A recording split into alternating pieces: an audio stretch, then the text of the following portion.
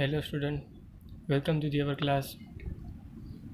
આજના સેશનમાં આપણે વાત કરવાની છે વેગ અભિવ્યક્તિ અને વેગ અચળાંકની.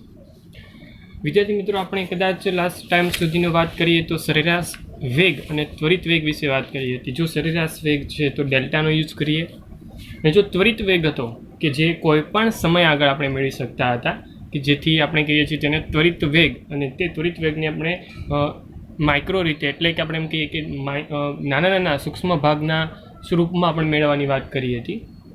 એટલા માટે ડેલ્ટાના સ્થાને આપણે ડીનો યુઝ કર્યો હતો. ઓકે, જે પણ સરેરાશ વેગ છે તે આપણે વાત કરી તે મુજબ એક સમયના ચોક્કસ ગાળા માટે અને ત્વરિત વેગ ચોક્કસ સમય માટે વાત કરીએ છીએ. આમ તમારી પાસે જે પણ વેગ તૈયાર થાય છે તેને અસર કરતા પરિબળોની વાત આપણે પહેલાં લેક્ચરમાં જ કરી હતી. આજે તેનાથી એક સ્ટેપ આગળ વધીએ હવે, અને આજના દિવસમાં જે પણ આપણે સમીકરણ સ્વરૂપમાં જે પણ આપણે મેળવતા હતા પદ, તે વિકલિત સ્વરૂપના જે પણ પદ છે તેની સાથે હવે આપણે આગળ વધીએ છીએ. અને આગળ વધતા આપણે વાત કરવા જઈ રહ્યા છીએ વેગ અભિવ્યક્તિ અને વેગ અચળાંકની. ફર્સ્ટ ઓફ ઓલ તો આપણે કહી શકીએ કે સર વેગ અભિવ્યક્તિ શું છે? તો ચોક્કસથી કહી શકાય કે વેગ અભિવ્યક્તિ એટલે શું? તો કે જે પ્રક્રિયાના વેગને પ્રક્રિયકોની સાંદ્રતા સાથે સંબંધિત કરી શકાય તે વેગ નિયમ, અથવા તો તેને કહી શકાય વેગ અભિવ્યક્તિ. જે પણ વિધાનિક ભાગ છે તેને આપણે લખીએ કે જેથી તમને યોગ્ય રીતે સમજ પડે તે માટે.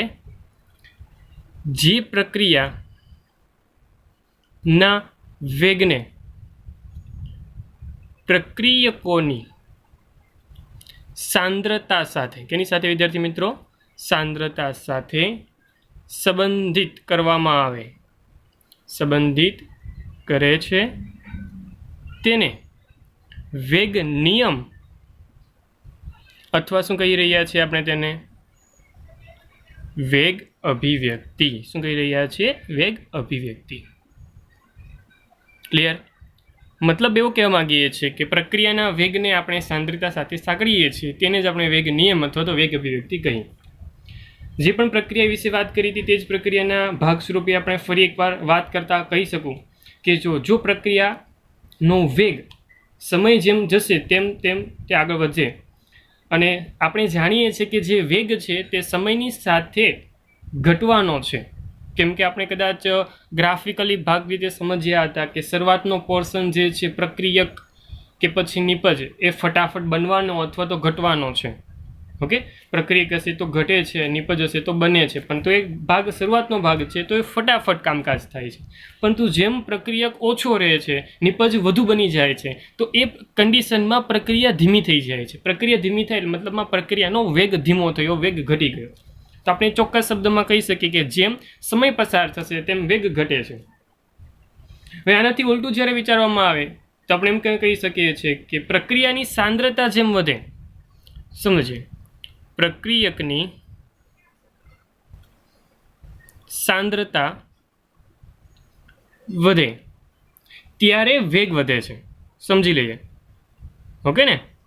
તમારી પાસે જેનાથી વાત આપણે કરી એનાથી ઉલટી વાત કરીએ હવે, કે પ્રક્રિયકની સાંદ્રતા હું વધારી દઉં છું. પ્રક્રિયકની સાંદ્રતા વધે એટલે સિમ્પલ રીતે વિચારવા જઈએ તો આપણી પાસે પ્રક્રિયકની સાંદ્રતા વધી ગઈ. પ્રક્રિયકની સાંદ્રતા જો વધુ હોય તો વધુથી વધુ નિપજ બનવાનો ટ્રાય કરશે, વધુથી વધુ નિપજ બનવાની ટ્રાય કરેલા નિપજ બનવા માટે તરફના પુરોગામી રસ્તામાં તે ફટાફટ રિએક્શન થશે અને સરળતાથી વેગમાં વધારો તમને નોંધનીય દેખાશે.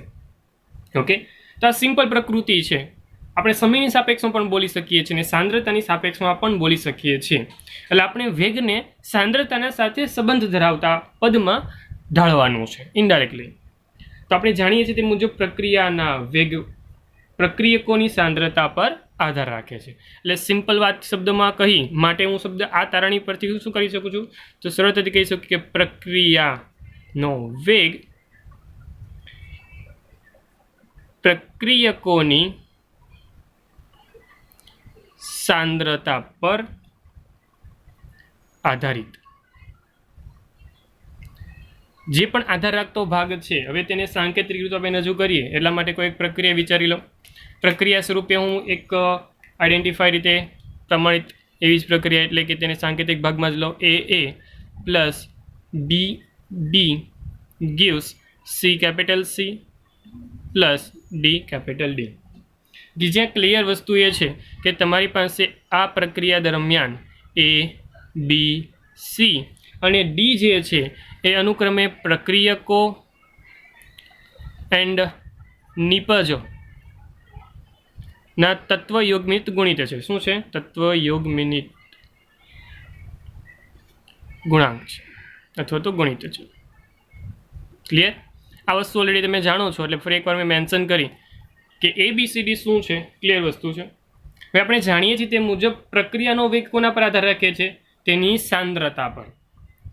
તો જ્યારે વેગ અભિવ્યક્તિની વાત કરવામાં આવે તો સરળતાથી કે ગાણિતિક સ્ટેપ આ રીતે લખી શકીએ કે વેગ અભિવ્યક્તિ, ખાસ કાળજીપૂર્વક જોજો. હવે આ સ્ટેપ, નેક્સ્ટ સ્ટેપ જે છે તે ખાસ કાળજીપૂર્વક જોજો વિદ્યાર્થી મિત્રો.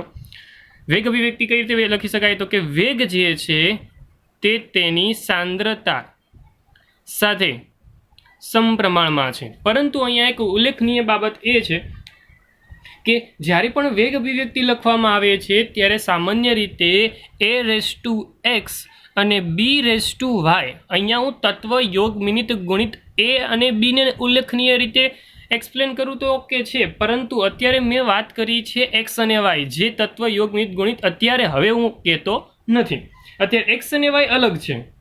ઓકે, એ ક્લિયર શબ્દમાં હું અત્યારે કહી રહ્યો છું.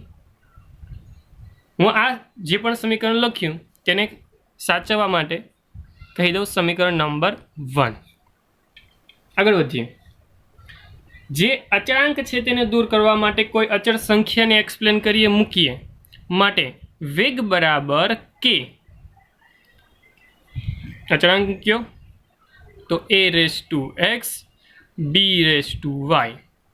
ઓકે, આપણે જાણીએ છીએ કે જે વેગ છે તે સામાન્ય પ્રક્રિયકની સાંદ્રતાની સાપેક્ષ કહીએ છીએ. તો વેગનું સૂત્ર જે વિકલન સ્વરૂપનું છે, વિકલન સ્વરૂપ એટલે આપણે કે d/dx વાળું અથવા તો d/dt વાળું, સોરી.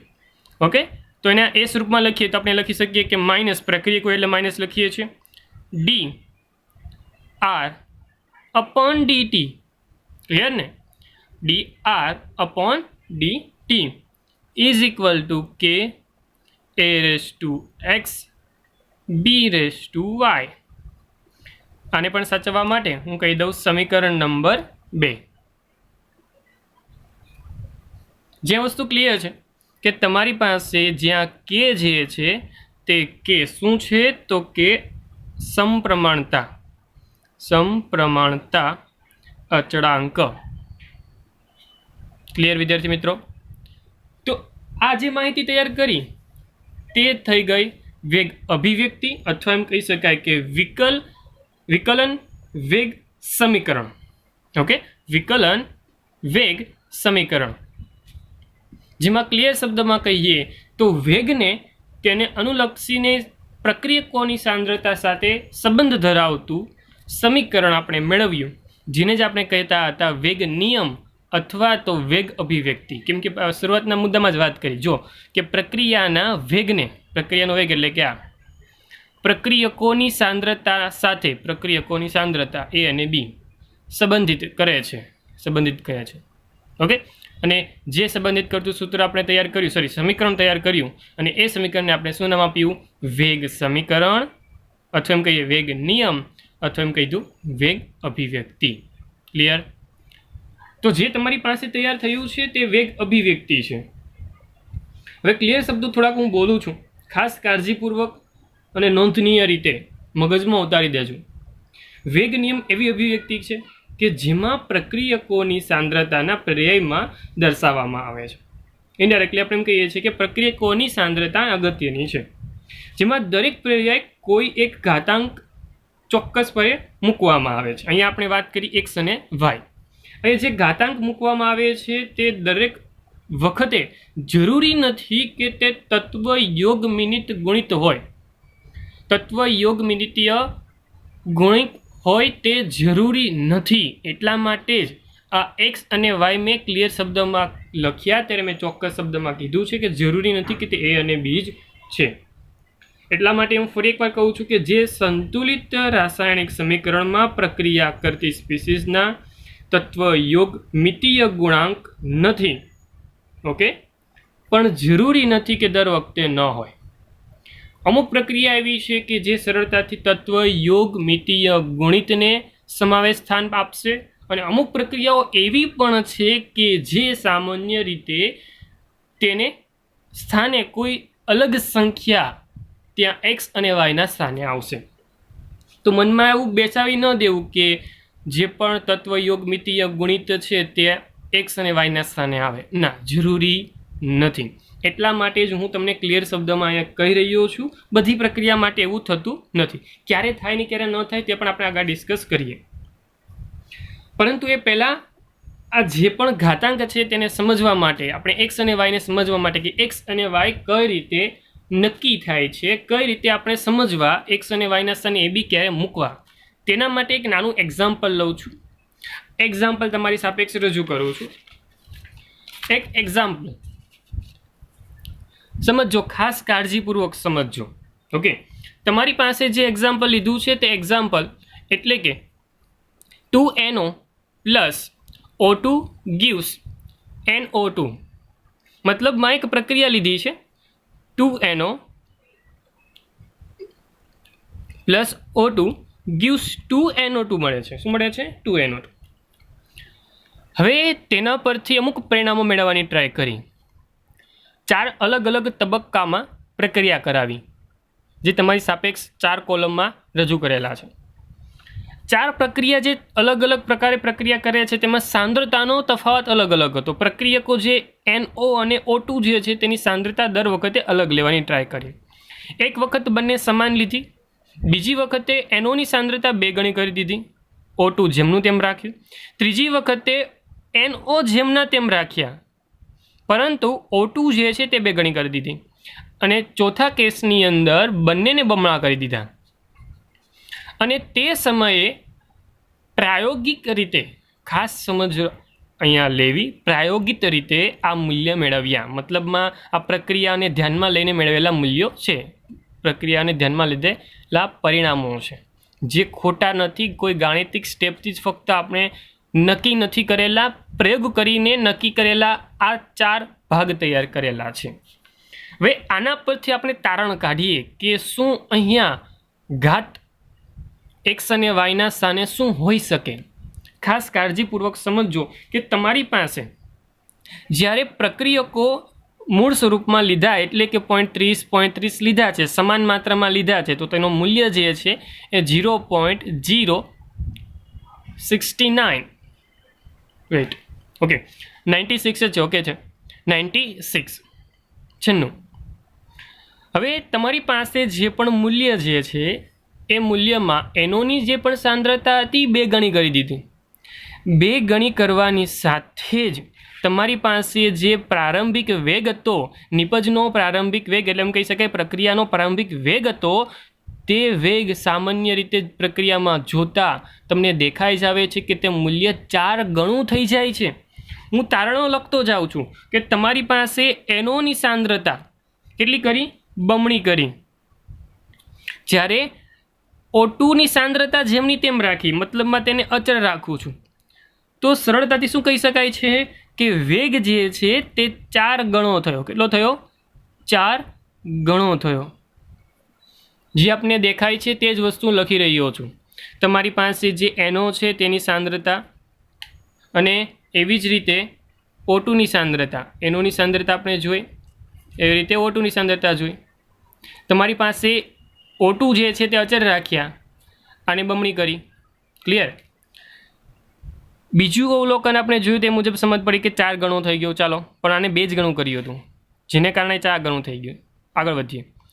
હવે અહીંયા 30 જેમના તેમ, પરંતુ અહીંયા 60, મતલબ એમ લખી શકાય કે NO હવે જે છે તે NO અચળ રાખું છું, મતલબમાં તેની સાંદ્રતા અચળ રાખું છું, અને O2 જે છે તે બમણી કરી દઉં છું, તેની સાંદ્રતા બમણી કરી દઉં છું.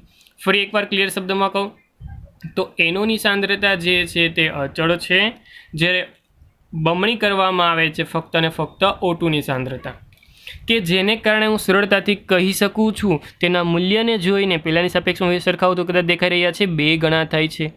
તો વેગ જે છે તે બમણો થઈ જાય છે. કેવો થઈ જાય છે? બમણો. દેટ મીન્સ કે અહીંયા ક્લિયર વસ્તુ દેખાઈ આવે છે કે 1 ને 2 ગણું કર્યું ને તો 4 ગણું વધ્યું, 1 ને 2 ગણું કર્યું તો 2 ગણું જ થયું, બમણું જ થયું. જ્યારે ત્રીજા નંબરની દ્રષ્ટિકોણ વિચારવામાં આવે છે તો તે મૂલ્ય કાંઈક અલગ રીતે જ વધી રહ્યું છે. ઓકે, તો સિમ્પલ દ્રષ્ટાંત દ્વારા આપણે સમજી શકીએ છીએ તે મુજબ તમારી પાસે જે પહેલી વસ્તુ તૈયાર થાય છે કે જેમાં એનો બમણા કર્યા હતા, ઓકે, એનો બમણા કર્યા હતા, તો અહીંયા ક્લિયર શબ્દમાં આપણે જોઈ શકીએ છીએ કે 4 ગણું થયું હતું, મતલબમાં તેના વર્ગની સાપેક્ષમાં તેનો વધારો થયો.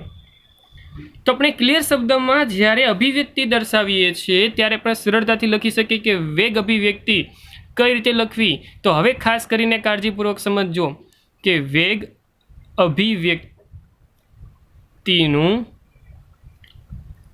વિકલન સ્વરૂપ, ખાસ કાળજીપૂર્વક જે તારણો છે તેના પરથી લખું છું, dr/dt. હવે આમાં NO લખું કે O2 લખું, આપણે જાણીએ છીએ કે વેગમાં કઈ રીતે આપણે બધા જ પ્રક્રિયકો હોય કે બધા જ નિપજો એકબીજાની સમાન રીતે જ આગળ વધે છે. કોઈ પણ લખી શકું, એનોને આધારે લખું કે પછી O2 ને આધારે લખું, એટલા માટે કોમન R લખું છું અહીંયા. ચાલો, કે અહીંયા લખાશે NO, અહીંયા લખાશે O2. આપણે વાત કરી તે મુજબ તમારી પાસે NO જે છે તેના વધારામાં બમણો કરીએ છીએ તો જવાબ 4 ગણો થાય છે, મતલબમાં તેના વર્ગની સાપેક્ષમાં આગળ વધે છે. જ્યારે O2માં બમણું કરું તો બમણું જ છે, મતલબમાં 1 ઘાતની સાપેક્ષમાં આગળ વધે છે. અહીંયા ક્લિયર શબ્દ તૈયાર થયા 2 ઘાતને આધારે અને 1 ઘાતને આધારે, ફક્ત ને ફક્ત આ બધા પરિણામો જોઈને. દેટ મીન્સ અહીંયા હું એ કહેવા જઈ રહ્યો છું કે જે મળતો ઘાતાંક છે તે મળતા ઘાતાંક સામાન્ય રીતે સંતુલન રાસાયણિક સમીકરણના તત્વ યોગ મિતીય ગુણાંક જેટલા છે. જો જોઈ રહ્યા છો તે મુજબ તમારી પાસે અહીંયા 2 જ છે અને અહીંયા 1 જ છે, જે સામાન્ય તેના જેવા જ દેખાય છે. પરંતુ ખાસ કરીને આ પરંતુને સમજી લેજો, પરંતુ બધી જ પ્રક્રિયા માટે તે હોય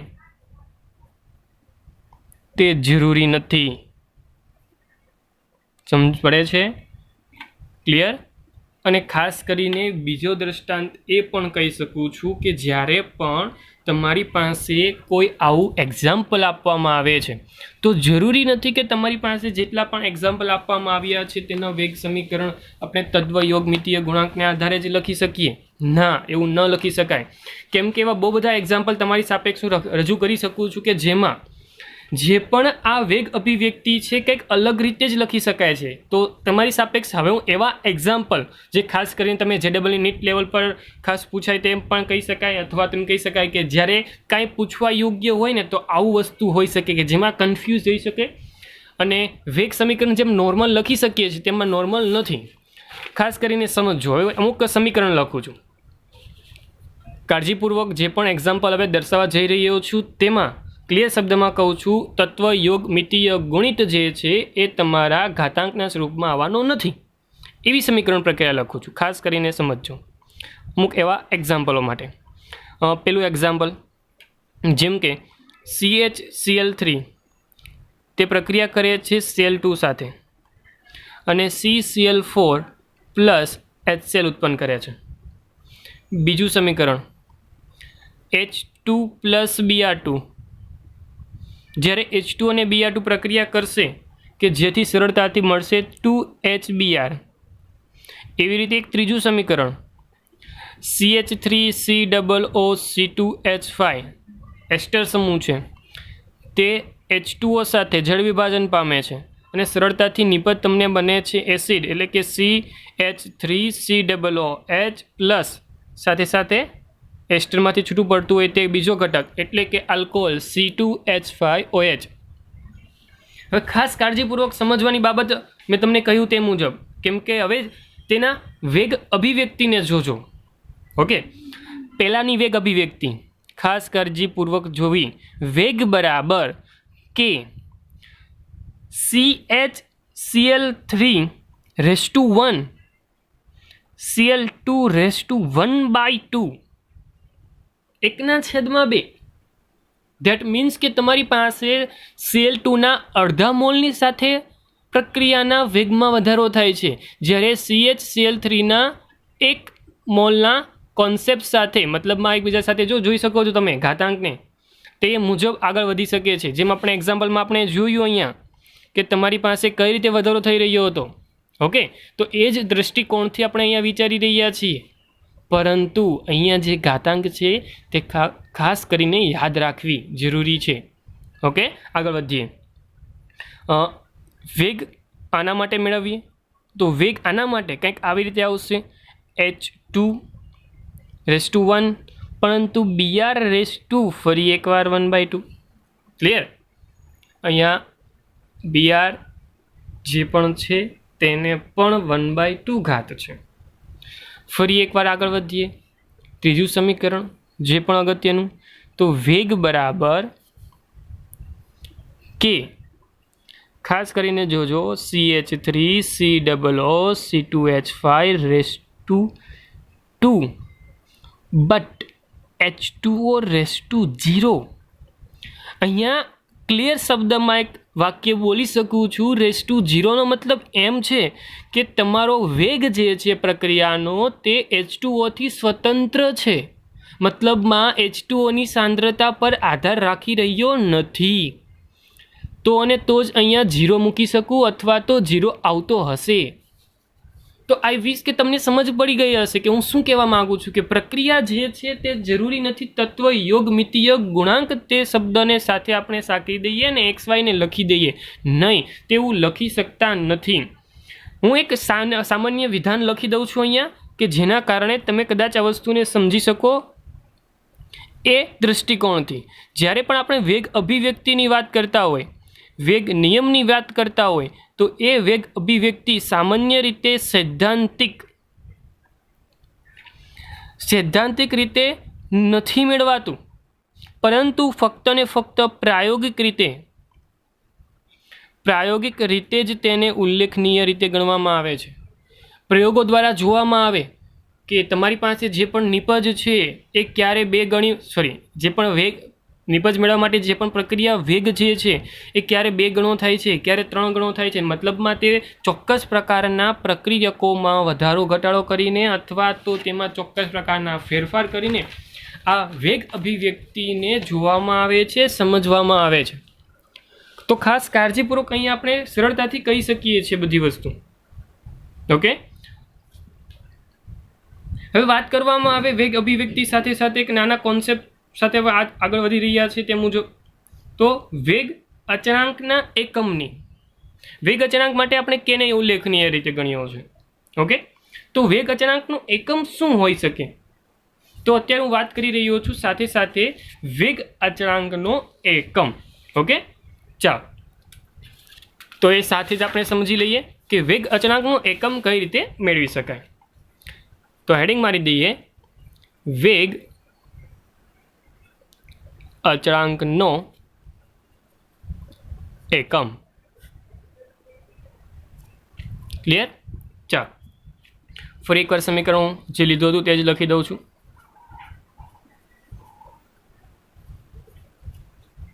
કે જેને કારણે તમારી પાસે જે વેગ મળ્યા છે તે કંઈક આ રીતે મળતો હતો. વેગ બરાબર કે A⁻x B⁻y, કે જેને કારણે અહીંયા x અને y એ ચોક્કસ રીતે આપણે કોઈ સંખ્યાને ધ્યાનમાં લઈને કામકાજ કરીશું. તો જે આ k છે તેને કરતા બનાવીએ જેથી કહી શકાય કે આ બને ક્યાં જશે? છેદમાં. તો A⁻x B⁻y. ઓકે, માટે કહી શકીએ k = આ વેગની સાંદ્રતા છેદમાં સમય. ઓકે, તો આપણે કઈ સાંદ્રતાનો એકમ મોલ પ્રતિ લિટર. ચાલો લખી દો. ત્યારે સાંદ્રતા એકમની વાત કરી રહ્યા છે. સાંદ્રતા છેદમાં સમય. અને અહીંયા હું એમ કહી દઉં કે એ બી છે, મતલબમાં સાંદ્રતા ⁻x + y.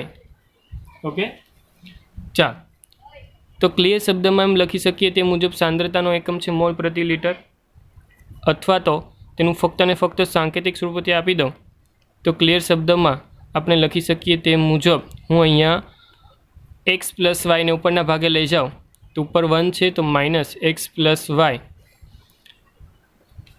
સમયની થઈ જશે -1 ફક્ત સમજ માટે આ હતું. ઓકે, તો અહીંયા આપણે ફક્ત ને ફક્ત સમજ માટે વેગ અચળાંકનો એકમ પણ મેળવ્યો જે તમે કાળજીપૂર્વક જોઈ રહ્યા છો. પરંતુ વેગ મેળવવા એકમ મેળવવાની જે પણ વાતો છે તે એકદમ સહેલી છે, કેમ કે કદાચ સાંદ્રતા સમય સાથે રિલેટેડ આપણે બધી વાતો કરી રહ્યા છીએ. તો તેની આધારે જો પણ વાત કોઈ કરી રહ્યા છે વેગ અચળાંકની તો પણ તે સહેલી વસ્તુ છે કે જે તમે સરળતાથી એકમ મેળવી શકો છો. ઓકે, તો આ વાત હતી આપણે વેગ અચળાંકની. તો વિદ્યાર્થી મિત્રો, આજનો પોર્શન અહીંયા જ સ્ટોપ કરીએ છીએ. આજના પોર્શનની અંદર આપણે જોયેલી અગત્યની વાતોને ખાસ કાળજીપૂર્વક સમજવી, જે પણ એક્ઝામ્પલોની વાત કરીએ છીએ તે પણ ખાસ કાળજીપૂર્વક સમજી તમે, અને એ પરથી આપણે આજના ટોપિકને સમજ્યો. અને આજનો ટોપિક એટલે કે વેગ અભિવ્યક્તિ અને વેગ અચળાંક. તો આજનો સેશન અહીંયા જ સ્ટોપ કરીએ. ફરી એકવાર મળીશું નેક્સ્ટ સેશન સાથે, ફરી એકવાર મળીશું નેક્સ્ટ ટોપિક સ્ટાર્ટ. તો ત્યાં સુધી હું છું તમારો મેન્ટોર શિક્ષક હિમાંશુ સરદારા સર.